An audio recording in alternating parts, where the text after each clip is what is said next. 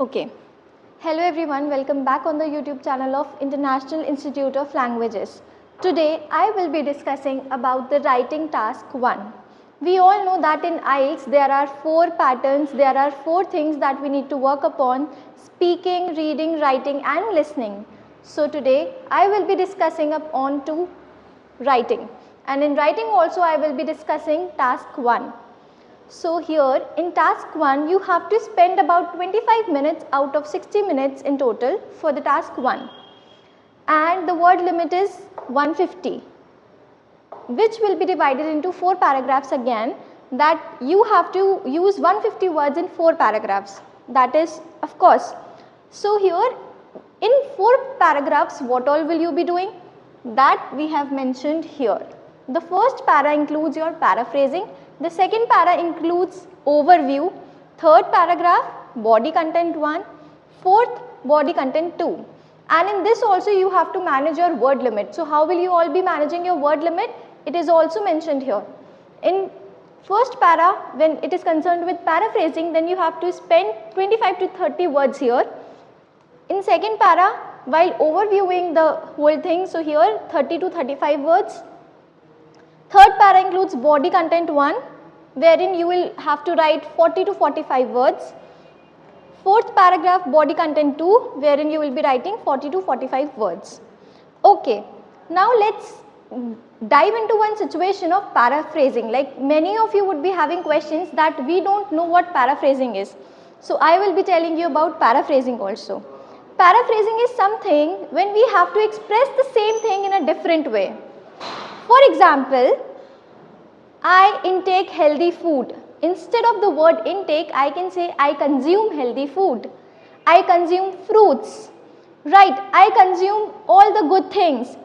This is called paraphrasing. Like I have said the same thing but in a different way. So when you have this expression, or when you have this ability to express the same thing into a different manner, that is called paraphrasing. That is something which you will be doing in first para. Second paragraph is all about overviewing, like what you see through in the graph, because in task 1 it is concerned with graphical representation, and graphical representation is your line graph, bar graph, pie chart. These are like, here it's just 3 that I've mentioned, but there are many more. Like you will be getting many more graphical representation, you could get any one of them. Here I have chosen these 3 because they are somehow relatable to each other, that is why. So line graph, bar graph and pie chart.